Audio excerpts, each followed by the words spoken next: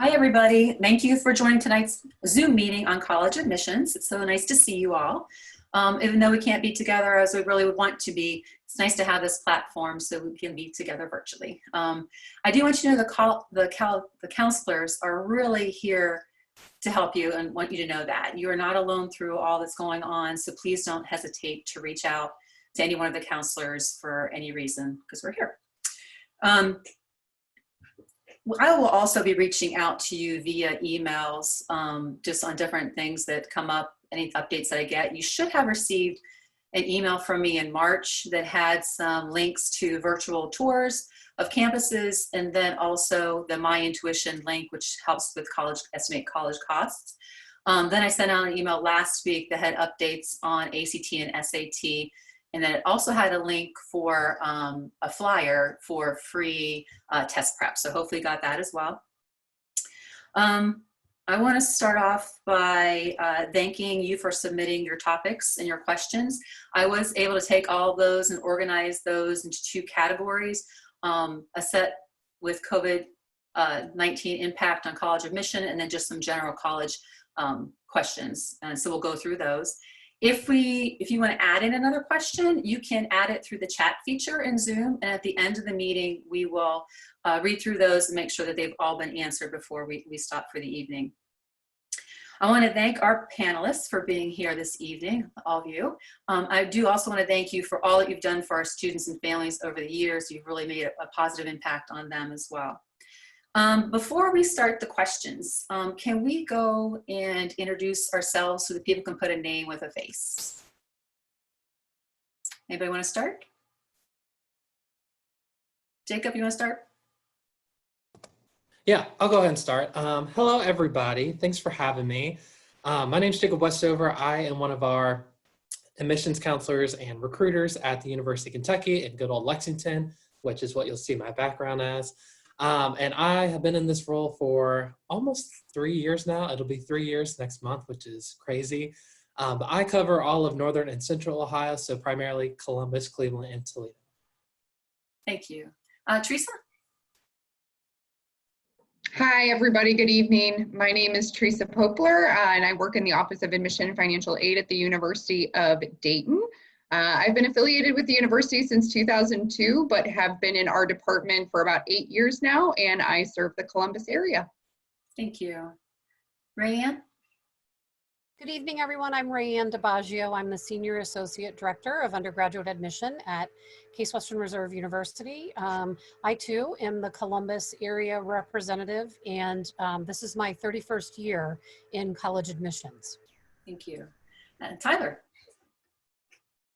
Hey everybody, my name is Tyler Bradshaw. I'm an Associate Director in the Office of Admission at Miami University in Oxford, Ohio. Like Rayanne, this is my 31st year in college admission. Just kidding. I've been here since about 2011. Miami's also my alma mater, and I recruit primarily in the Columbus area. Glad to be with you all. Thank you. And Thomas? Good evening, everyone. My name is Thomas Giles, Assistant Director of Outreach and Recruitment in the Office of Undergrad Admissions. I also serve the Central Ohio area, and I will serve as your admissions representative.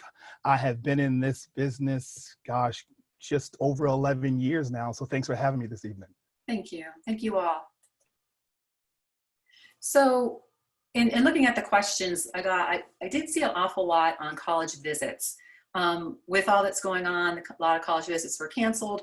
What are the other options? We did talk a little bit about other links to virtual visits, but maybe some information that you have available and other opportunities to learn about your university. And then an added question from last week was, some students like to use the summer programs as a way to explore careers and possible majors. And are there going to be any types of opportunities to do those as well? Anybody want to take that one? So I can start by just addressing visit opportunities. So the theme of the night, maybe you can keep a tally sheet as we go, is we don't know. And you'll hear that answer with a lot of questions. The reality is the coronavirus pandemic is affecting colleges and universities. And if you all think about the uncertainty in your own family lives and your vocations, that colleges are not immune from that uncertainty. So I think we are all trying to figure out what this is going to look like. In terms of summer campus visits, one thing that I would, at Miami specifically, and every school can, talk about their own policy, but at Miami, we've not necessarily put an end date on this just because we don't know when it's going to end. So right now we don't have opportunities to register. We have a great virtual visit website. But the thing to keep in mind is that Miami, we did decide to move our entire summer semester to remote delivery.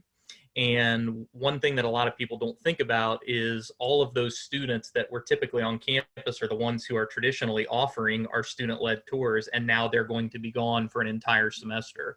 So even if we do resume campus visits at some point, that program would likely look a little bit different from what we've done in the past and may for some time.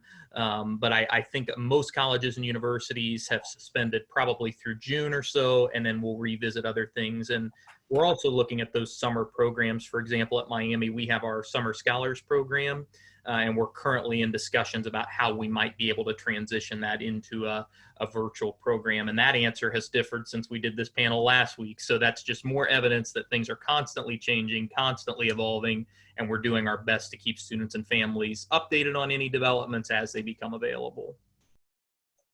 Thank you. So I think I would just add, one more piece to that. And I think what is really going to be important is that as you are starting to come up with the lists of schools that you are interested in, it's going to be very important for you to stay in communication with those schools. So making sure that you're getting on our mailing lists, you're checking your email, because that's how we're going to be communicating with our prospective students and families, is by email. And as things continue to change, we will push out information. We'll have information updated with, the latest types of visit opportunities on our website. So it's going to be really important to stay connected, perhaps more so than you may be used to, but things are changing rapidly. So as we're able to bring things back online or offer, more opportunities virtually, that's all going to be communicated out. Thank you. I would just like to add one more thing if possible. And I appreciate everything Tyler and Rayanne said. I think that's beautiful. We're also considering virtual opportunities at UD for a lot of the summer programs that we're offering. So as they said, stay in touch and really kind of start to build those relationships with people like us at the schools that you might be interested in, because we can connect you with a variety of resources. So, if you're looking for additional opportunities for career exploration outside of those summer programs, we would be happy to connect you with a career services office who might be able to provide connections to alumni in the Columbus area. There are some excellent career search tools out on all of our websites that you could take advantage of. But I also think it really affords an opportunity to get creative this summer and maybe in an informal manner, reach out to some friends or relatives that might help you walk through some career opportunities that way in some sort of virtual environment or conversation. So just let us know how we can help. Thank you. I think it's a good point too, is to get to know your specific college rep. So there are college, like you all are assigned to Watterson and helping our students. So knowing that there's different college reps per region and making that connection with the actual college rep can be very helpful. Anyone want to add anything else to that before we move on? Okay, I did, this was Thomas's suggestion, I thought it was a good one, did put the links to the different virtual parts of their website that you can see visits and other information about visits and all of that. I did leave it in white so you could cut and paste it, and I will have this most likely posted to our website at some point so you can access this PowerPoint and then use those links to do that. Or also you can just go onto the college's website and check that all the different opportunities out that way as well. Moving on to testing. Students may not be able to take additional tests. How will that be handled? anyone changing to test optional, that seems to be the buzzword coming up and being heard more and more about test optional. If that's something that you do, can you describe that and the benefits of that, or the drawbacks to that? And we'll probably save this question after we answer the first two, but how will you handle the new ACT super scoring? So let's start with the first two. Anybody want to address that? Sure, I'm happy to jump in on that one. So for the 2021 application cycle, Case Western Reserve University will be going test optional. So for us, we will not be considering test scores as a requirement in the admission application. If students have taken those tests, if they are happy with those test scores, it's just like any other additional piece of information above and beyond the requirements. So we would certainly encourage students, if you have them and want us to look at them, you're welcome to send them. It's very similar to, that approach is very similar to the approach that we have used in terms of SAT subject tests. We've never required them, but if students wanted to send them, it was an additional way for us to see a little bit more about them. In the upcoming year admission cycle, since we will not be requiring those tests, we will be relying more heavily on a student's transcript and the rigor of their academic courses, the grades that they're earning in those courses. We also will be looking at data that we have on students from different high schools, what their performances look like. I mean, we historically know what students coming from different high schools around the country look like. So be using some of that in context as we're making admission decisions and looking at that preparation. It also means that we will be continuing to rely heavily upon the recommendation letters that we ask for. It's going to be important for us to continue to get a sense of what a student looks like from a teacher and a counselor's perspective. So helping us get a sense of, how you're performing in the classroom, how you're performing in your school environment, the rigor and the strength of your curriculum in comparison to your high school and the opportunities available. So that holistic review is going to be important. And I think what you'll find is there are going to be a large number of schools that historically were schools that required testing, that, if you've been following the news at all, you see that there's a large number of schools that are choosing to go test optional. For us, it's test optional completely. So for both admission and for merit scholarships, but that's something that I would encourage you to ask or to research for each of the schools that you're looking at. Some may be completely test optional, some may not be test optional at all, and some may have a hybrid where admission is test optional, but scholarships might continue to require testing. So it's really going to depend. And that's something that, you want to make sure that you're documenting and you're aware of at every school that you are thinking about exploring. Thank you. I will go next. For Ohio State, we are going to keep our current testing SAT and ACT requirements for the application. We're not transitioning to a test optional at all. I do want to make mention that the College Board that provides the SAT, their test dates currently are August, October, and November, and they are currently working really hard to add a September test date in there for the college, for the SAT, so definitely keep that in mind. For the ACT, they have already announced that there are both, for their June and July test date, they've already added makeup dates within the months of June and July. So just wanted to make sure that even though we are not transitioning to test optional, that both College Board and ACT are working really hard to make the test available to as many students as often as possible. Thank you. And to kind of, I guess, be in the middle. So with University of Kentucky, we have not made any official decisions quite yet on if we're going to be test optional going into this fall. So we have been working with, for example, our current seniors right now for any like new or recent applications. We've been working with them on being test optional and with self-reporting GPA and things of that nature. But I think similar to what Tyler had echoed early on is that, we simply just don't know yet with the pandemic, where will this play out? How will this persist? And so we are having those conversations on a regular basis.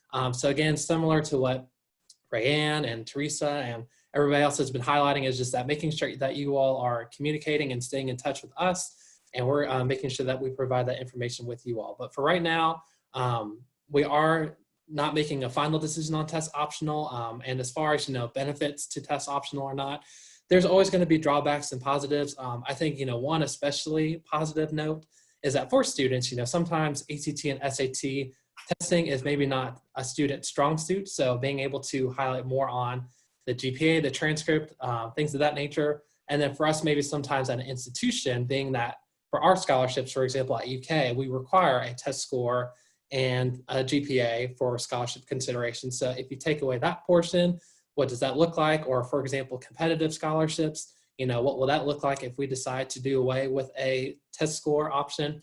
So, obviously we're going to be having those discussions going forward, but yeah, I think just the amount of flexibility that we'll have with families will be kind of a critical component as we go through this. And one thing students to keep in mind is the verbiage here that this is test optional, right? So if you have a great test score that you're very proud of, you still have the capabilities to submit that, add it to your application to bolster your application. So it's not like schools that are going test optional are just throwing tests out the window altogether. They're still going to rely on them for students who submit them. It's just not a requirement that you submit them. So if you've done really well on that test, rest assured you'll be okay. And at Miami specifically, similar to what Jacob had mentioned, we are exploring whether or not this is going to be in the best interest of our students, and hope to have some decisions by the time the common application opens, and everybody out there you can really just take a deep breath at this point in the program, because for a school like Miami, the common application doesn't even open until August 1st. So we still have plenty of time to get this figured out and get a good plan for the fall semester. Thank you. I'll just add to that as well. Very similarly, UD hasn't finalized anything on that front either quite yet, although it strongly looks like we're heading that way. So we're in those discussions currently. But one thing I'll add, and just to make everyone aware of within that process, you might still be required to submit test scores depending on what you're applying into. So a lot of the schools out there that are currently test optional are going to have certain requirements, maybe for engineering or health sciences or, a nursing program. So just be aware of each school's policies and procedures when it comes to that. Okay, thank you.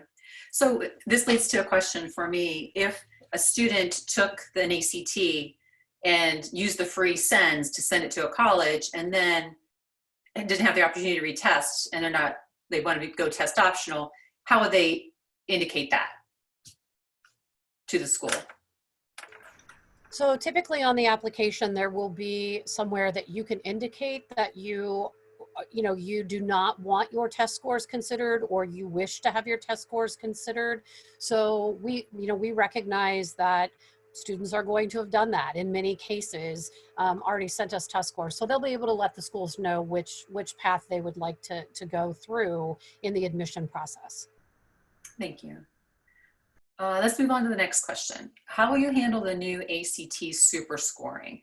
So taking the best subtests and putting them together, but I think the ACT is also going to send out the highest composite score as well when the students send scores. So how do each of your schools handle or even do super scoring? So at UD, we'll continue to operate pretty much the same as we've always operated with super scoring. Submit all your test scores to us. We'll calculate that for you, and we will continue to consider super scores for admission purposes, but also merit scholarship evaluation and our honors program as well. Thank you. Okay. Go ahead. Sorry, I just want to add one thing. I apologize. So I will say UK is a little bit tricky on how we do super scoring, and I think this is something even myself has kind of been trying to get used to. So in a nutshell, we essentially do not super score. What we will do is we look at your sub scores. So if you're ACT or SAT, the math, science, reading, whatever, and we usually look at your scores because in the state of Kentucky we have what are called college readiness indicators, which a lot of post-secondary institutions in the state look at. And we use these indicators to basically evaluate a student's college readiness to make sure that they're going to be well prepared. So to give you an example, On an ACT, the benchmarks that we have, or the indicators, would be an 18 in English, a 19 in math, and a 20 in reading. So as we're looking at students' applications and when we look at the test scores, oftentimes that's where our eyes are going to go to right away, is just those sub scores. So as you're taking multiple exams, we're not necessarily combining them, or we're not necessarily super scoring them. But if you're having to take multiple tests and you keep improving on those sub scores, be sure to send those, because we will take your highest one out of those. We're just not necessarily giving you another super score. I know that's a little bit tricky to understand. I know that's a little bit of pickiness there, but I just want to make sure you all understand that we don't super score. We just are just going to look at your highest sub scores within each of those exams to make sure that students meet those indicators. Thank you. At Ohio State, we will keep our current policy of not super scoring. So similar to Jacob, we will only accept the highest score from a single test. So no changes at Ohio State. Okay. And at Miami, we continue to super score, and the change in the reporting policy will not change our process.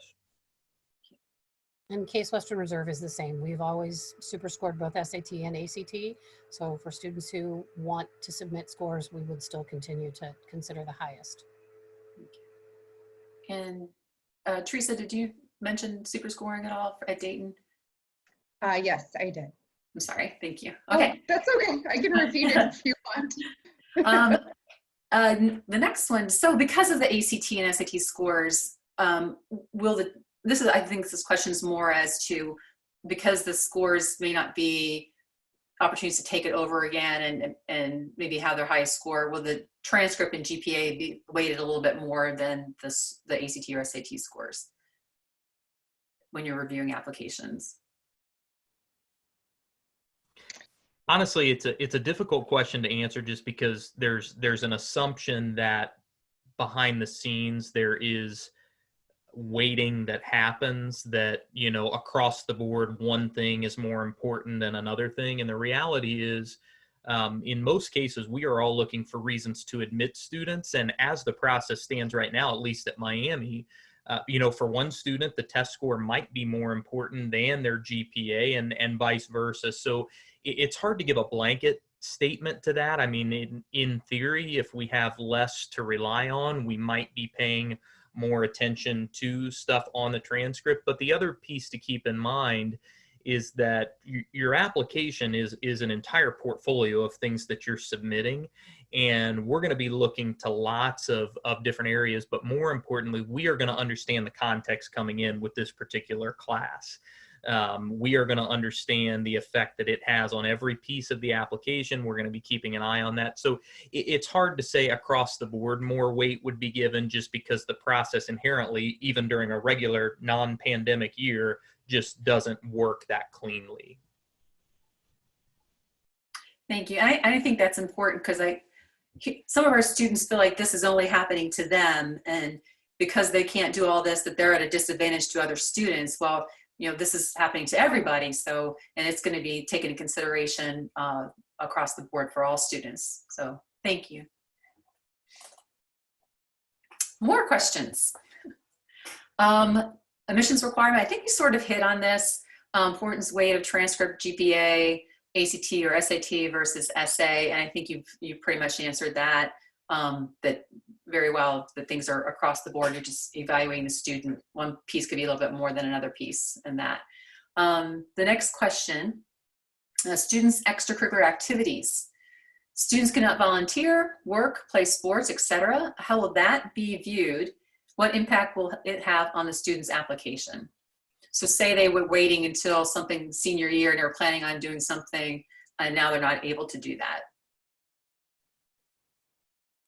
So to just kind of piggyback off what Tyler just said about it's not just happening to you. We recognize that if you don't have these opportunities, every other high school student in America and internationally is in the same boat you are. So we are aware of that, and we are going to be taking that into consideration. We won't be penalizing students for that because you don't have those opportunities available to you. But what I would say is that perhaps now is a good time for you to be thinking outside of the box a little bit. So you may not be able to play an organized team sport right now, but maybe you can do something on your own. Maybe you've always wanted to take up some kind of individual exercising or something like that. So, you know, using that.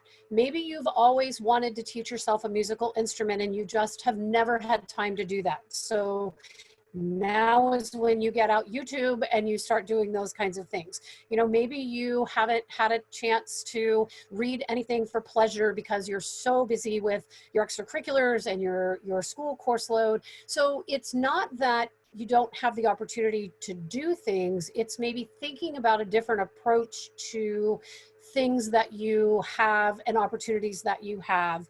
You know, maybe it's something that you are very passionate about that's kind of been born out of the pandemic right now. So maybe that's something that you've been able to become involved with, or, you know, maybe you're doing something in a virtual environment with classmates or other types of people. So those are still things that you can do and things that you can highlight on your application. We recognize that this chunk of time is going to look very different for every student. And it doesn't matter if you're a junior that's a rising senior or you're a freshman or anywhere in between. We know what the timeline of that's going to look like, and we'll make sure that as we're looking at applications, you know, we're reviewing that parallelly so that we know, you know, that's what that's going to look like.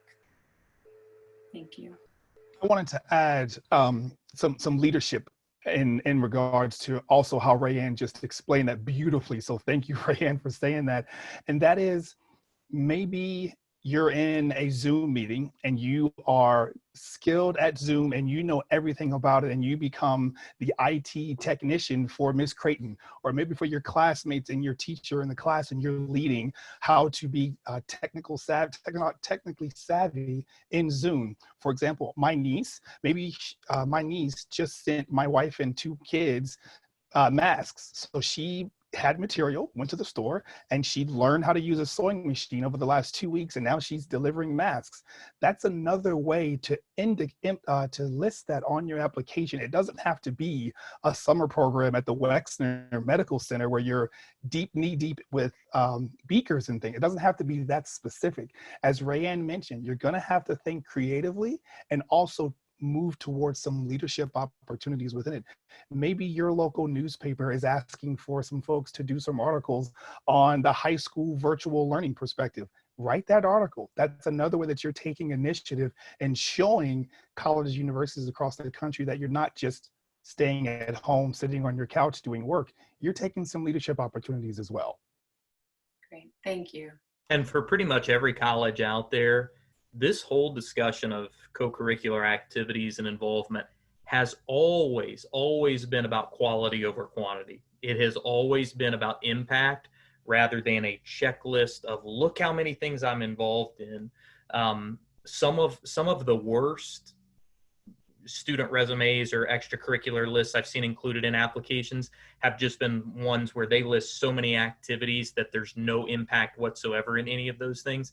And some of the best activities lists I have ever seen have been students who have 2 or 3 activities, but in each of those activities, I know that that student left a lasting legacy on their community, on their school, and it's made a difference. So if anything, go into this process knowing that colleges aren't sitting there trying to just get a count on how many activities that you've accomplished. We're looking for that impact, and more than anything, this pandemic gives you an opportunity to make an impact in your families and your communities. So really, I don't think it's going to disadvantage people as much as we think. There are some, yes, challenges with sports not being offered and things like that, but you can still make an impact in so many other areas. Great. Thank you so much. On to AP scores. And this question came up. Will the scores have the same value with students testing at home? So since they're reduced in time, in 45 minutes, they're taking an open book and on the computer, will that affect anything that you do with those scores? Thomas, do you want to grab Yeah, it? I was going to say not at all. One thing to keep in mind is for all of the Ohio Publics, that is, we take our policy from the Ohio Department of Higher Education.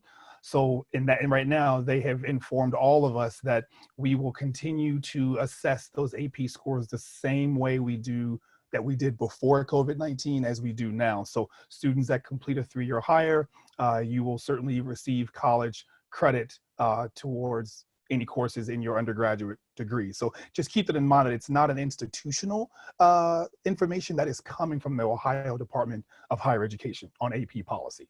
Great, thank you. Yeah, and I mean, oh, sorry. Same goes down here in Kentucky. So, you know, similarly to what Thomas highlighted, as of right now, we're everything, you know, as normal.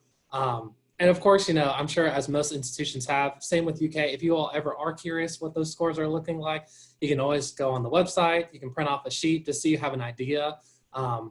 Sometimes seeing the final product helps students kind of prepare as far as study and things of that nature. So you can always look on each institution's website to see, you know, if I get this score on AP Lang, or if I get this score on AP Chemistry, what does that count towards? And that can kind of help get you in the mind state as well to start preparing. Great, thank you. Any adjustments to deadlines, admissions deadlines? And this might be a wait and see, or is it pretty straightforward? I'll jump in on that one. You know, I think everyone out there is probably in the same wait and see boat a little bit on that front. And I think everyone would probably agree that while no decisions have necessarily been made on anything, we'd all be willing to be somewhat flexible as long as you stay in touch with us. So, you know, no extensions at this point, but case by case basis, if things come up, just contact your admission counselor.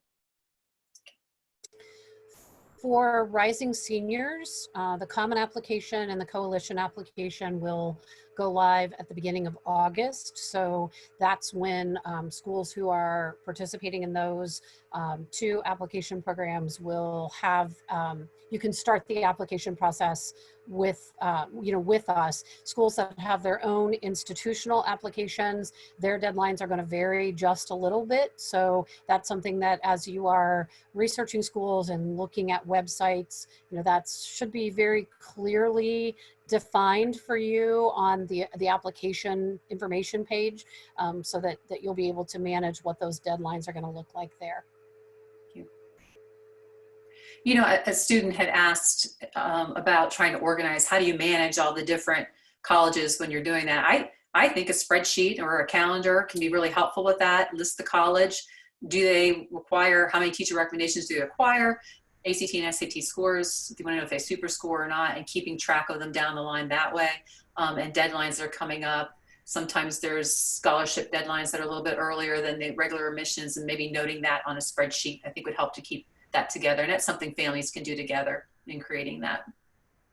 So the other tip that I would give that sort of is along the same lines in that organizational system is the world of Google Docs is a wonderful thing because you can share that Google Doc amongst your family. It's not just one person who has access to that.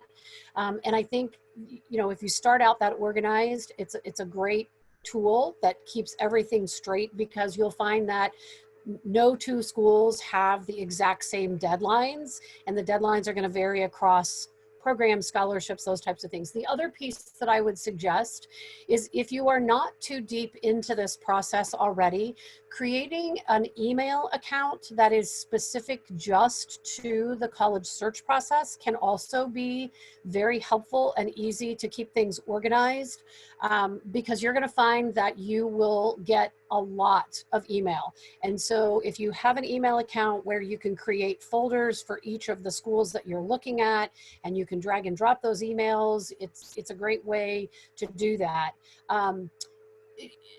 Patty, do your students have access to their email accounts once they graduate as alums? It's going to go away.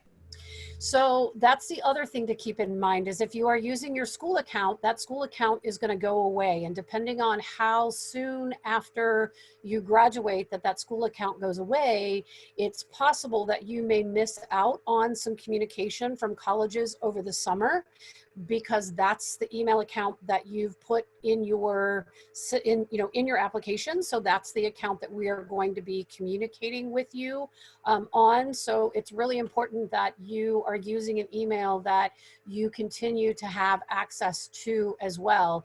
And parents, we love to communicate with you. So if a school gives you the opportunity to provide an email address, it would be, it would be advantageous to you to be on that as well. What I would caution you not to do, though, is to use a work email account, especially if you end up changing jobs throughout the college search process or something like that. You've got an email that you're not going to then receive communications from schools using that account. So, a personal email account would also be a wise thing to use. Thank you. On to cost of college. With all that's going on with the pandemic, many parents have been furloughed or may even lose their job permanently. When it comes down to financial aid and that process with the FAFSA form, how should student or parents sort of communicate that with the colleges? I'll jump in on that one. Financial aid, especially if you're going through it the first time, can be pretty daunting and somewhat complex at times. So before I tackle kind of maybe what you should do, my best advice is to connect to the right people who can help guide you through that process, and that you have one person that you can be asking these questions to. So a lot of offices will work differently in terms of admission and financial aid. So some of the offices out there, like at UD, we do both for our incoming students, but some have separate offices. So it's just a matter of knowing who to reach out to. So that's my first piece of advice. The second thing is probably just an overview of how all of that will work for you this upcoming year. So as you guys are probably well aware of by now, that FAFSA becomes available October 1st of your senior year. That's the free application for federal student aid. When you go to fill that out as a family, so all of you guys in the audience tonight will be doing the 2021 and 2022 FAFSA. And when you fill that out, you're going to be using information that's based off of tax information from the prior years. So 2019 tax information will be used. So once universities receive that information, they're going to take those numbers to determine some financial need and then award your family and your student accordingly. So that first financial aid offer that you get, and the timeline of that is going to be very different depending on the university. It's typically in winter, early spring that information gets out to families. But that award will be based off of the FAFSA that you've chosen to submit earlier that fall. However, and kind of to the original question, each university is well aware that the FAFSA is not perfect and it can't possibly capture all of what might be impacting your family, whether if it was in 2019, 2020 with COVID. So every university out there operates under what's called professional judgment, and they will allow families to submit what's typically referred to as a special circumstances appeal. It might be called something different at each place, but that's going to give each family kind of the option to explain what's going on in their circumstance. So that might be COVID related, divorce, loss of income, furloughs, medical bills. There's a variety of reasons. But that appeal is going to allow us to revisit financial aid and potentially award something different. So again, just a matter of connecting with the right people at the end of the day to help you walk through that process, because it can be tricky, and sometimes financial aid and the FAFSA does come with a lot of other financial aid requirements. So stay on top of it and connect with the right people.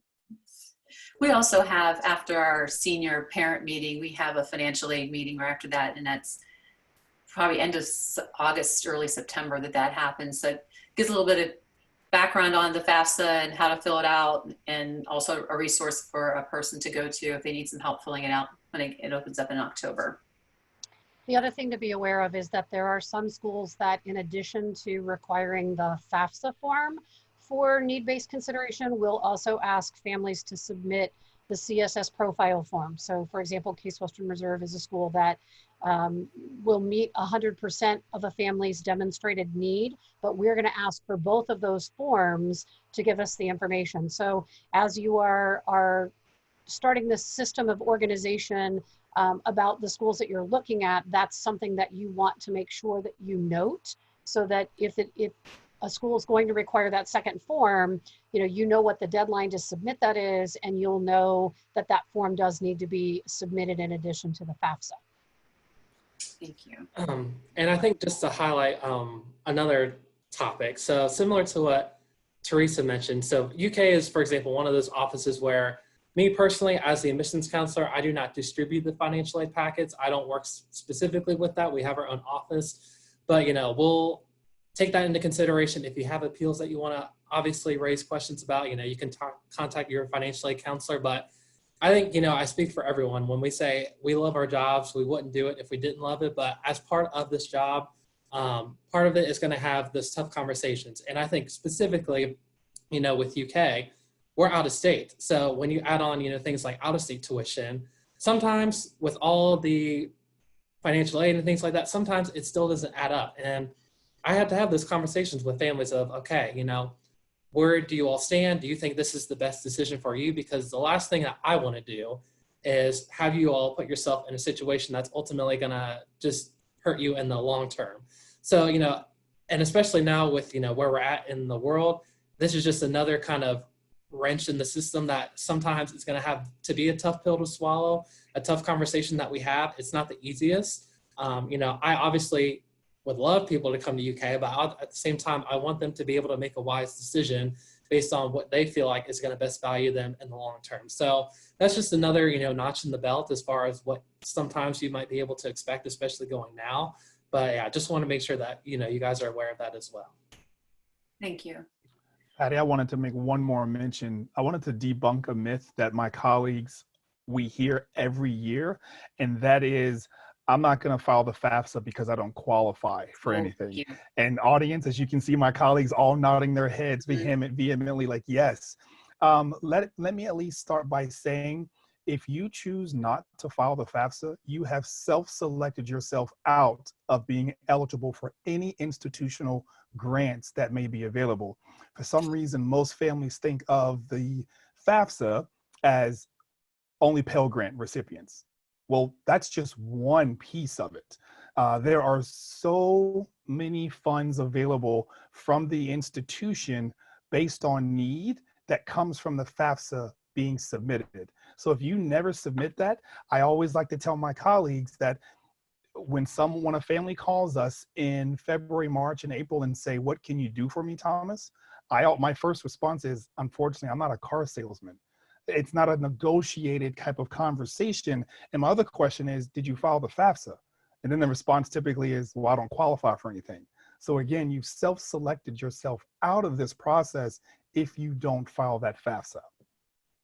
And just to reinforce Thomas's message, at Miami, we have a Red Hawk grant that we award to in-state applicants. It's $4,000 a year for 4 years. And if you don't file the FAFSA, we don't have any way of considering you for that grant. We also have our Ohio Governor's Scholarship, where we select one student from all 88 Ohio counties. Part of that is merit-based, but part of it is need-based. And once again, if you don't fill out the FAFSA, you're not going to be considered for anything. So just like the application, the more information we have, the better result you're going to end up with, and it applies to financial aid as well. Very good. And that really does go for scholarships as well. So not just institutional grant money, but some scholarships are tied to the FAFSA, as well as that $5,500 in federal direct loan money that all students, regardless of situation, are offered. As a result of filing that FAFSA. Every year it goes up incrementally, but also even Parent Plus loan borrowing as well. So a lot's tied to that FAFSA filing. Thank you. I've seen some scholarships that will say, just have a box. Did you fill out the FAFSA? And you check it. If you don't check that or haven't filled the FAFSA, then I say, well, you must not need money or for scholarships. Those are usually some outside scholarships that I've seen. Fall 2020, big question. Any thoughts? I think this is probably another one where we sort of have to wait and see. Any discussions about things will be on campus, distance learning, just sort of discussions about that, or is it in the works, or? So I would say that every institution wants to be back on campus, but our wants are going to be superseded by student safety, the safety of our faculty, the safety of our staff. We can make lots of decisions right now that a month from now we may have to completely alter and change. So I think what you'll find every institution doing is preparing a multitude of different contingencies, right? So everybody's plan A is going to be back on campus, and everybody is going to have a plan B of, if we're not back on campus, what do we do? I don't think any institution out there has made a decision on what that's going to look like, because we're just not at a point where we have to make that just yet. We've still got some time before we would need to make that decision. Thank you. Financial impact on college. This is a new question added from last week. With the closing, and this is in the news today as well, with the closing of Urbana University and University of Cincinnati eliminating soccer, how confident can families be that schools are on solid ground and not going to cut certain programs, sports, or even completely shut down?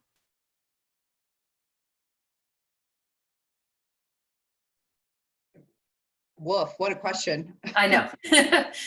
I know. Who wants to jump into that one? That's a toughie.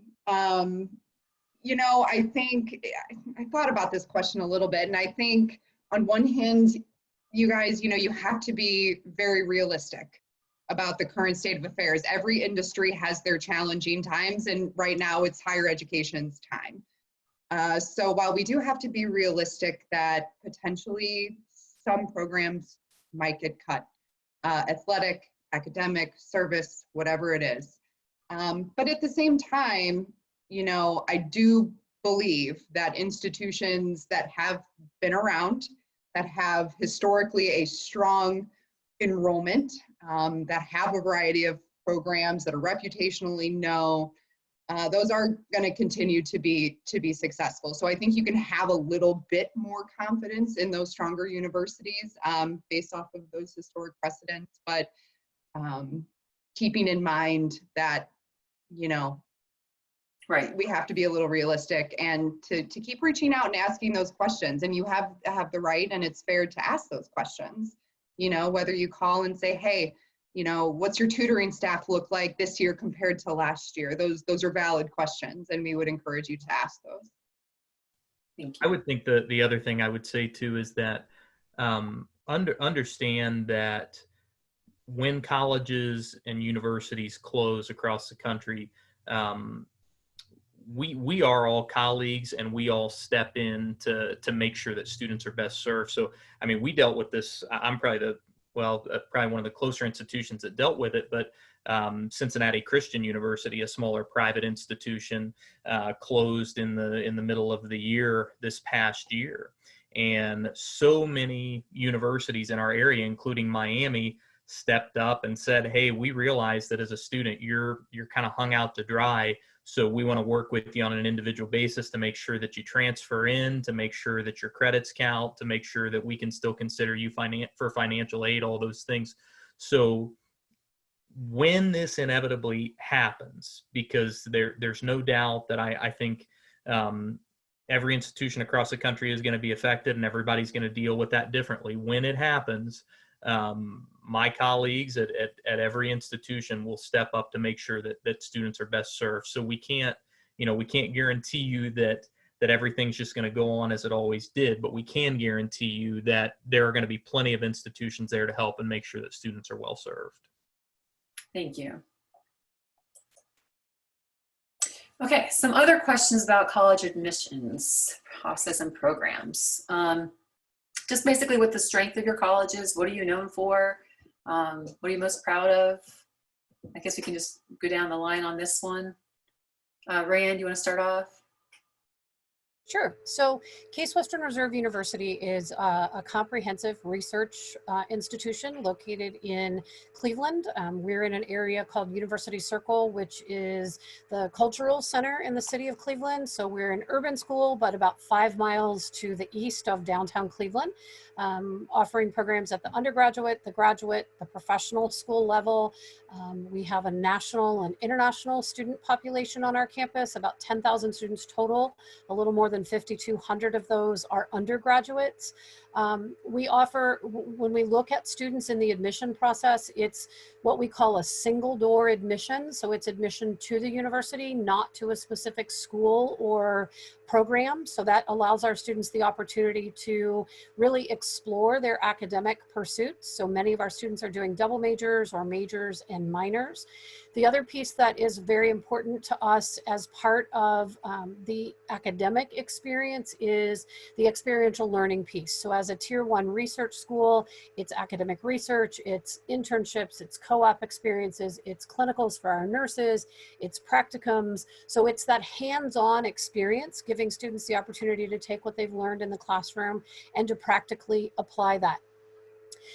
The partnership and the relationship that we have with University Circle institutions and the city of Cleveland lends itself to some of those professional experiences, but also lends itself to opportunities outside of the classroom. So helping to supplement with one of the top art museums in the country, literally in our backyard. The Cleveland Museum of Art is there, the orchestra. Our students partner with the Cleveland Clinic, University Hospitals. The Veterans Hospital that's in Cleveland is one of the largest veterans hospitals in the country. So for students thinking about anything in the medical or the health professions, those partnerships continue to be very strong as well. We're a very residential populated campus, so more than 80% of our students live on campus. So that living and learning community is an important part of our campus environment. So we're working to make sure that, you know, we are thinking about that, the contributions that students will make in the classroom, outside of the classroom, as part of that as well.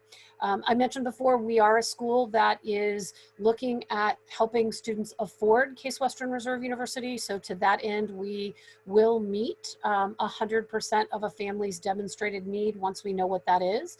And in our applicant pool, we typically see somewhere around 29,000 or so applications, and have an admit rate in the mid 20% range for students who are offered admission to join us in our incoming classes. Thank you. Tyler, you want to go next? Sure. So Miami University, located in Oxford, Ohio, 10th oldest public university in the entire country, and one of 8 original public Ivies. We really pride ourselves on being that perfect undergraduate institution for big school opportunities and small school feels. So about 20,000 total students on campus. Of that, right around 18,000 are undergraduates. So we are heavily undergraduate focused. 120 different majors to choose from that are all across the board, from your traditional arts and sciences and pre-medicine and pre-law to creative arts programs, one of the top ranked video game design programs in the entire country, great teacher education programs, sport leadership and management's very popular, Farmer School of Business is nationally renowned. And then we also have a 4-year Bachelor of Science in Nursing at the Oxford campus that is direct admission only, as well as a number of different engineering programs. Also offer great merit scholarship opportunities. Currently, those are based on ACT and GPA, but we will again reevaluate for this upcoming year. And one of the things we're very proud of right now is Governor Mike Dewine. He's a Miami alum, and we think doing a great job leading the state through this particular crisis. So we're very proud to call him an alum. He actually taught classes after he left the Senate, and taught classes on campus in political science, which was a cool opportunity for students. And I did just see the question about the physician's assistant program. I can just answer that now. We are in the process of developing a physician's assistant program, which we will hopefully launch within the next couple years. This summer, still on track to break ground on our new health sciences building, $96 million investment by Miami. And that building will house our nursing program, some graduate level nursing programs that we're developing, as well as the physician's assistant program and our Mallory Wilson Center for Healthcare Education. And again, check out the virtual visit website. We've got some great opportunities there, both video opportunities and live programs. We do a current student panel once a week, and then also have some information sessions that you can attend right now. Nice, thank you. Thomas? Yeah, Ohio State ranked as top 20 public university in the country, also known as a Research One institution, which means our faculty are not only dedicated to creating and teaching the courses that you'll be taking, they're also dedicated to research. And you have, as an undergraduate student, the ability to work alongside those faculty members, whether it's in a group research project, or maybe you don't play nicely with others and you want to do your own research project alone, you can do so. On the Columbus campus, there are more than 60,000 students. More than 46,000 of those students are in our undergraduate programs.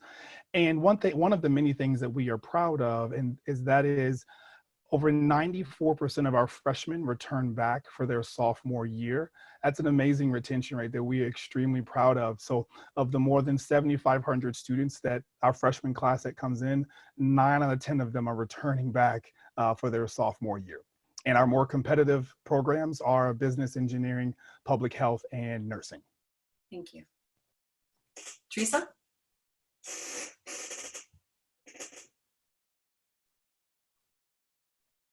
Oh, I think you're muted. There we go. All righty. Well, I will do this quickly for the sake of time, but few highlights about University of Dayton. We are a Catholic and Marianist Research Institute. We are located in Dayton, Ohio, which is about an hour and 15 minutes or so from the Columbus area. It's a quick drive. We are an urban campus. We're about 5 minutes from downtown, but our campus is set up to be very bubbled off from the community. So it is kind of more of that typical college setting. It's very beautiful. But one of the things I love to mention, and something that we're very proud of, is the fact that we are a Marianist Catholic school. So that identity is a huge part of who we are as a university. The Marianists value all sorts of things, but among their chief values are things like inclusivity, hospitality, diversity, but community above all else. So that is something that the University of Dayton does incredibly well. And our unique sense of community is something that we're known for. And I think our ultimate testament to that value is really our housing. And that's something very unique about the University of Dayton. But about 90% of our students live on campus all 4 years in some very unique student houses in their junior and senior year. So that keeps us all together. And just like Brianne said, it's all about living and learning together for those 4 years. So size-wise, we are a mid-sized Catholic school. So we're 11,000 total, about 8,200 or so full-time undergraduates. About 60% of our students actually come from outside of the state of Ohio, which I think is really neat. Academically speaking, we offer a variety of academic programs on the undergraduate level. There are over 80, but we also have several bachelor plus master's programs, separate master's programs, as well as PhD as well. We are probably most known for our engineering program. We're the Dayton Flyers, actually in honor of the Wright brothers, who are from the Dayton area. So engineering is pretty big with us, and we have GE Aviation, Emerson Climate Technologies, our own research institute, and the Wright Pat Air Force Base, all within our backyard. 2 of those companies actually chose UD and built research facilities on our campus for our students. So we're very proud of that. We have a top business program. We're very strong in the health and natural sciences as well, given our research status, and we also have a top 4 education program. So we're pretty well rounded across the board. We have Division I athletics. We're top 20 in the nation right now for best internships and experiential learning, which is another hallmark of the UD education. And our students are wildly successful. So about 98% of them have a job within 6 months of graduation, or they're enrolled in graduate school. We have wonderful study abroad options, a very active student life. And I will end by saying that we give very competitive financial aid. So we do have wonderful merit scholarship opportunities, but also need-based aid, which over 90% of our students get at Dayton. We do lock in that tuition over the 4 years. We've eliminated fees. We have a textbook scholarship. So if there's anything that I can do for you guys, please reach out anytime. Thank you. And Jacob. All right, last but not least. So yeah, to University of Kentucky in good old Lexington, Kentucky, which is about 3 hours south of Columbus, pretty easy drive. So we are also a Research One institution. We currently have about 30,000 students on campus, of which about 22,000 are undergrads. And one thing that we really pride ourselves on is, especially within the academics, we are only one of a handful of campuses that offer a large majority of our professional schools, so things like medicine, pharmacy, dentistry, as well as other programs like engineering, agriculture, all on one contiguous campus. So highlighting to what a lot of my colleagues said earlier, when it comes to experiential learning like clinicals, shadowing, observation hours, you pretty much have that all right there in your same vicinity without having to commute a far distance. Some of our top programs that you'll often see would be engineering, nursing. Our pharmacy school currently is number 6 in the nation right now. Agriculture, kind of what the University of Kentucky is founded on, is a big highlight program. So those are just a few top programs you'll hear about. As far as other things, especially what I love about UK and Lexington in particular is that we're a college town. So, as you all are familiar with Columbus and even, with Cleveland, the way the city is structured, it feels a lot more urban and city-like. And, you can kind of see behind me, we are still a city in itself, about 340,000. But the college town element gives you a little bit more of a smaller feel to where you get to really know your residents, know your neighbors, and it's kind of that Southern hospitality. Even though we're only one state below you all, you hear it, I have a Southern drawl, you really start to kind of feel that essence of being at a SEC school. And that's one thing I love. And we're the horse capital of the world. So if you like horses, we got you covered. So there's a few things as well. And especially kind of as a few of my colleagues mentioned, athletics is a huge component of what makes UK. So, we are a D1 school with 22 different varsity sports, many that are top ranked in the nation. So just all that kind of together just really sums up what I love about being a Wildcat. Wonderful. Thank you. I know we are getting a little close on time, but I do want to hit a couple more of these questions. I think maybe at the engineering program, nursing, that might be something that students can research for each of the universities on their own, but let's try to see how far we get in the time we have. The second question also goes to strength of transcript. So when you are reviewing a student's application and looking at their transcript, how does taking AP honors, advanced classes, this student was concerned about like AP physics or AP calculus and physics factored into the decision. So as you're looking at transcripts, how's that weighed into the decision? I like talking about this. This is a really good question because studies show that students who take on that rigor in high school tend to be more successful when they move on to college in whatever institution they are enrolled at. So we are certainly put value into a student's rigor. So if they're taking AP, honors, and IB courses, we definitely look towards those students, and students who are exceeding in their math, sciences, and foreign languages at Ohio State in high school tend to be more successful at Ohio State as well. So we certainly look at the rigor on the transcript. Tyler, can you speak to this one at all? Yeah, so at Miami, we dig really deep into the transcript. We spend a lot of time looking at the courses you've taken. A couple things I would add to Thomas's discussion is, number one, we are looking at courses you are taking through your senior year. So at Miami, although your GPA kind of locks in at the time that you apply, we're going to get a copy of that senior year schedule, and we're going to be able to take that into consideration, which is usually a huge benefit to students is having those senior year courses included, because there's typically where the majority of the AP courses will come. The one thing that I will say that is probably a big misconception, and this might vary from school to school, is there's a misconception out there that, okay, if I want to go into business at Miami, I need to take a whole lot of math courses, or I need to take a whole lot of business courses offered in my high school. At Miami, we really believe that in this idea of the liberal arts education, a well-rounded student. So that taking a deep math curriculum is just one way to get into the business school, but also a student who's taken an extensive English or social science curriculum would also have the same chances of being admitted. So again, that's going to vary from school to school, but at Miami, if you want to major in if you wanted to major in a science-related field, it's not a make or break that you've taken physics in high school, because you're going to have an opportunity to take that in college. So I'm just trying to show you that this process is a lot more complicated than it appears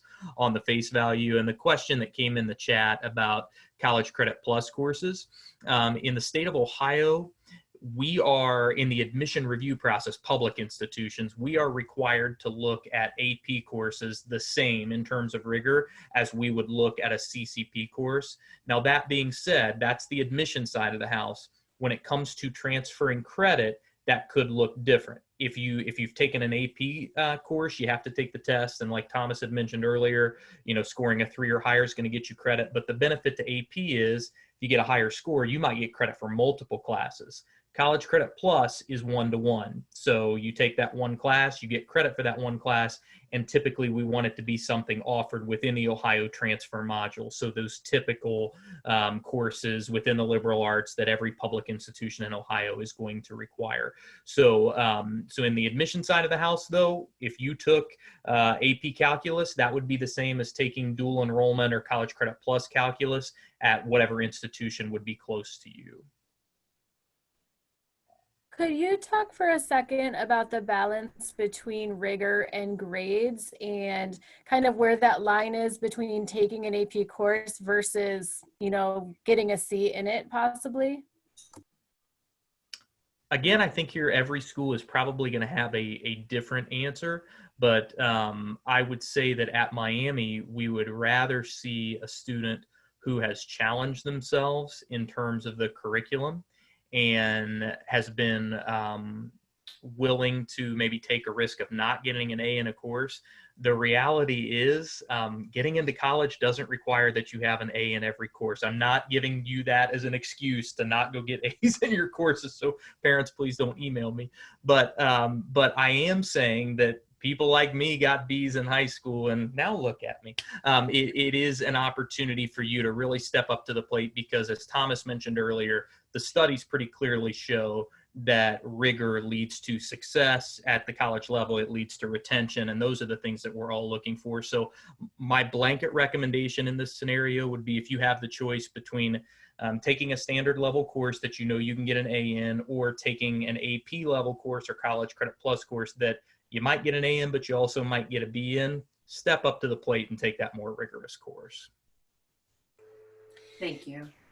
Go ahead, And Patty, I just wanted to add quickly about the College Credit Plus piece. So the public institutions have those guidelines in place with, accepting the credits and the transferability.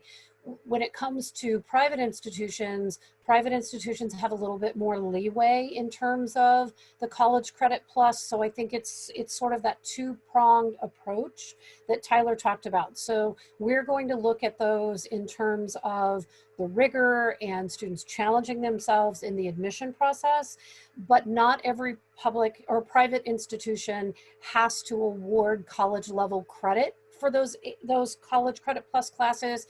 So specifically at Case Western Reserve, our policy is courses that are counting in high school as high school credit. So you're taking a College Credit Plus class, but your high school is counting that as a required class to graduate. So in essence, what you are doing is double dipping that credit. Our policy is, if you're using that class to fulfill a high school graduation requirement, we will not allow you to transfer that credit in and also get college credit for it. On the flip side of that, students who take AP classes, we don't limit the number of classes that students can earn college credit for based on the APs, as long as you get the 4 or the 5 score. So we have students that come in with a semester or more of credit through AP, but that's something that I would encourage you to ask, especially at the private institutions as you're doing your college search, is what is the college credit transferable process for credit, and then how is that viewed in the admission process?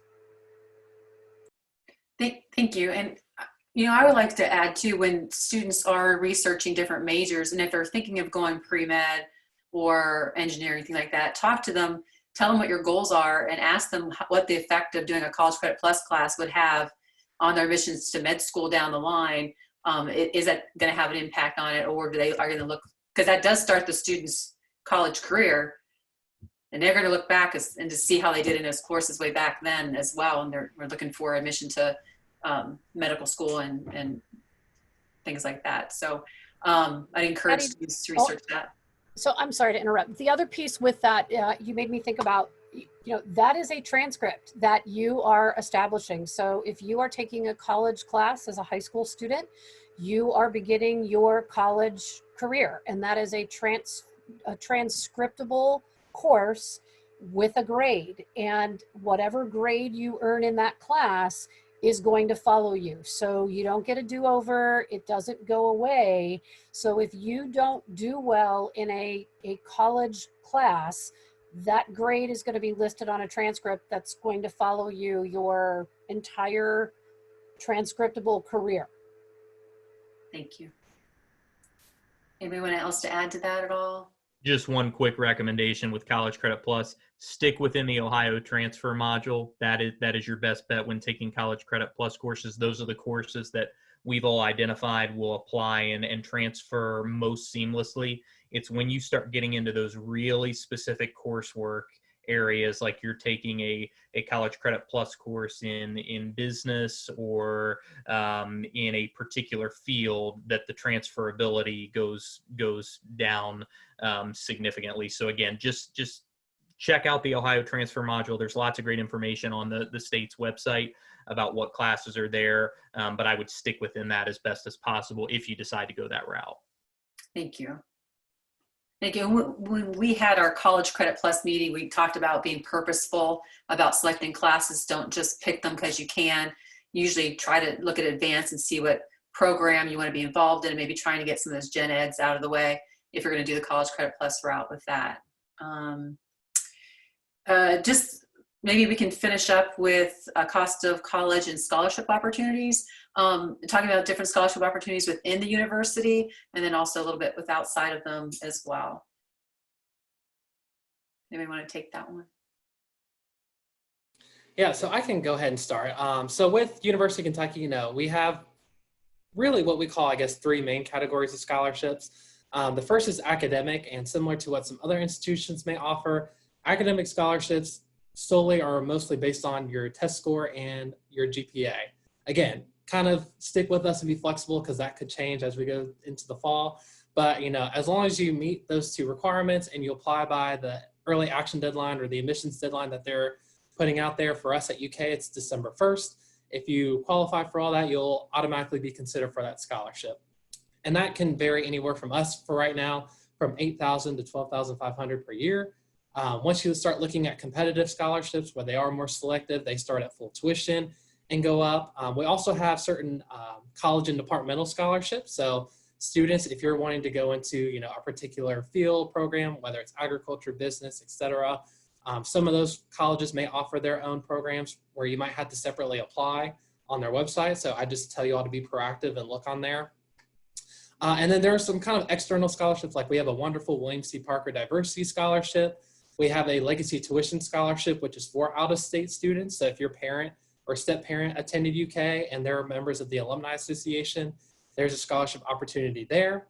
And then, for any outside scholarships that you all could potentially look at, whether it's through, your high school, a local organization, business, things of that nature, you can apply for those, and any that you were to have perhaps receive, you can then stack on top of what you may have already earned with UK. Thank you.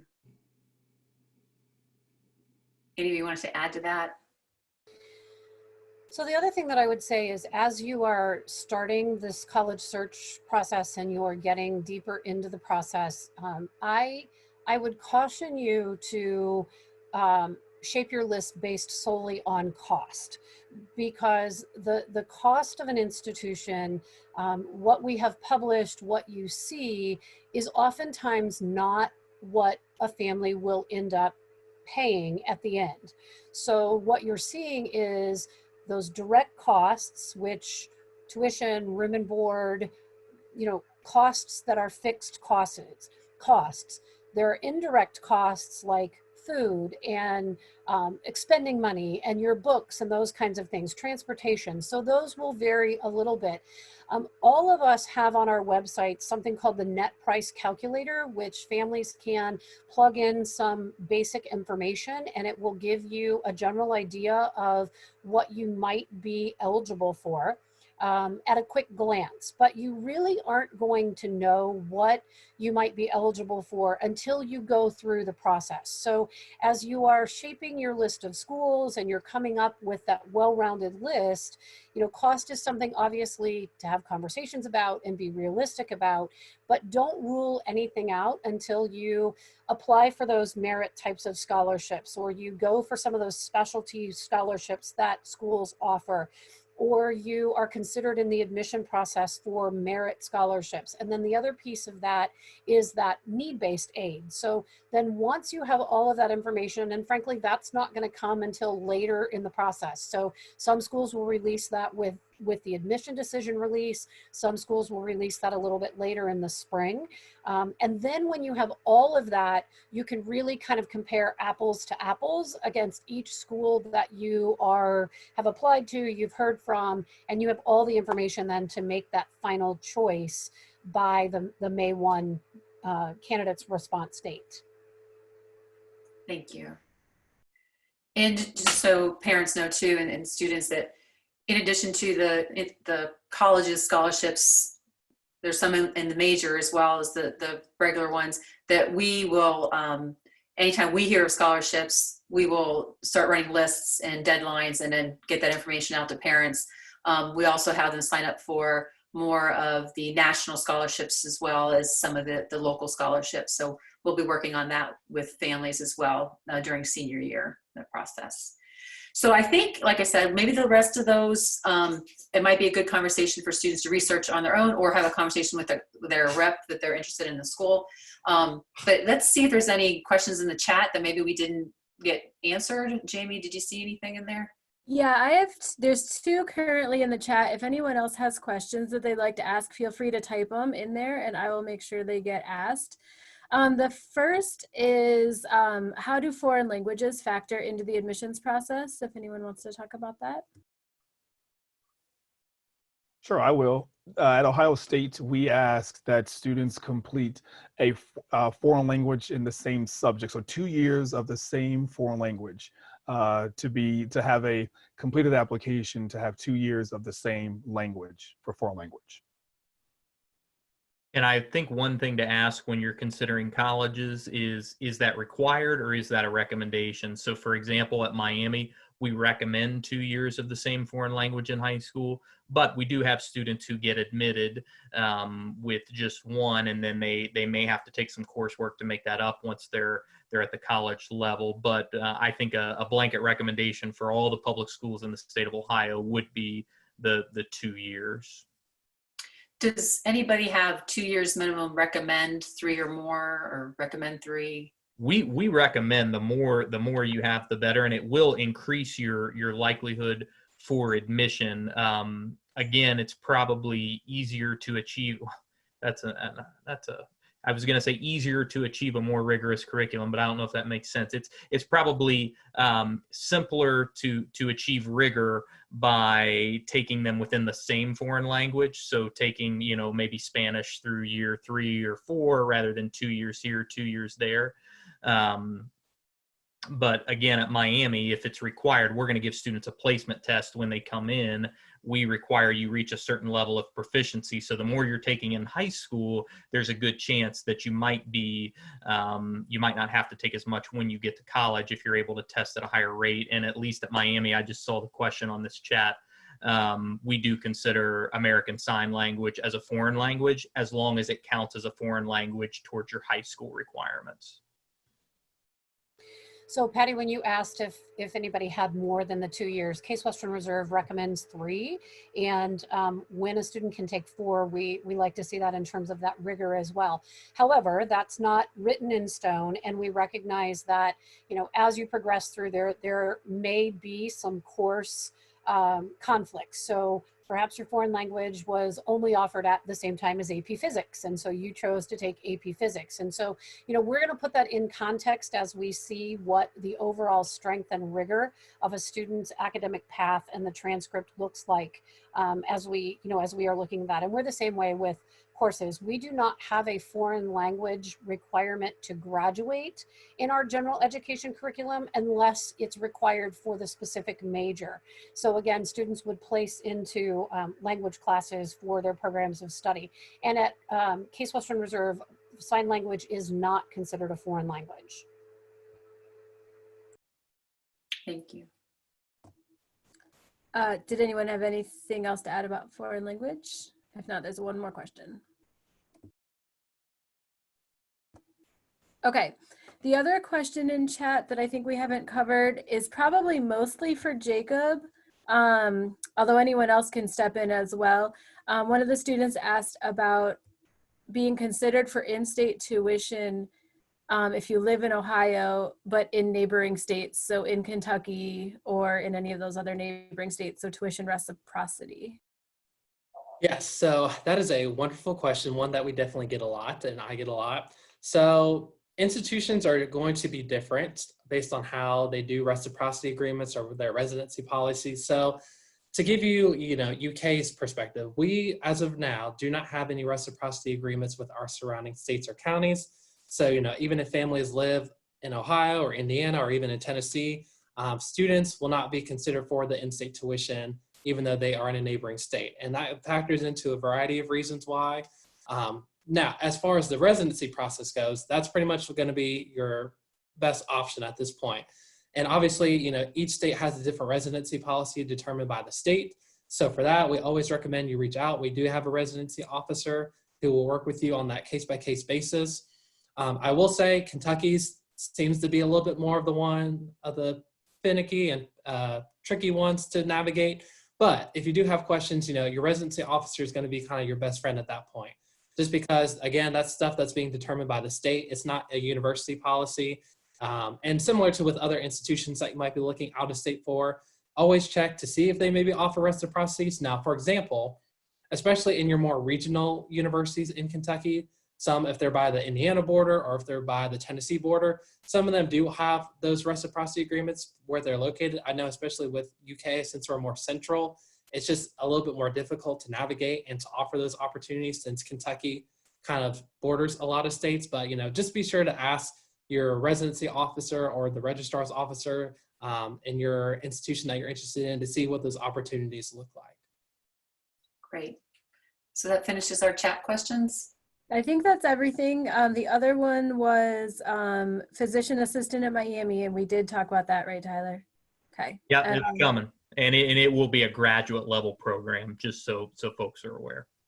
Okay.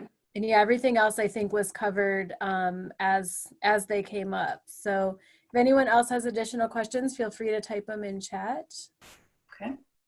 And if you want to email the representatives directly, please do so. I am going to, like I said, post this PowerPoint on our website. We did recordings of both sessions, and those should be coming up on that as well. So you can listen to both of those perspectives and what was said at each of those meetings. I think that's it. Thank you all so much. It's been a very informative night. We really appreciate you. Thank you. Bye, everybody. Thank you, guys. Hi, thanks, Patty. Take care.